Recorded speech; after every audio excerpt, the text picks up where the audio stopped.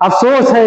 उन लोगों पर जो हज़रत उमर फारूक को गालियां देते हैं, बुरा भला कहते हैं। अफसोस है मेरे भाइयों, इतनी बड़ी हस्ती और इतनी मोतबर हस्ती कि जिनके मशवरे पर अल्लाह कुरान की आयत नाजिल कर रहा हो, जिनके मशवरे को अल्लाह रब्बुल आलमीन पसंद कर रहा हो, ऐसी हस्ती को आज गालियां दी जा रही हैं और बुरा भला उनके ऊपर तबर्रा किया जाता है। शायद तबर्रा करने वालों को और गालियां देने वालों को नहीं मालूम, जो ये कहते हैं कि हजरत अली का हक मारा, हजरत फातिमा का हक मारा अबू बकर उमर ने,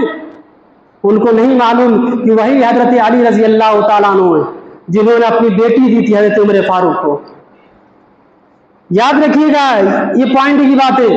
कि हजरत उमर फारूक रजी अल्लाह तआला अन्हु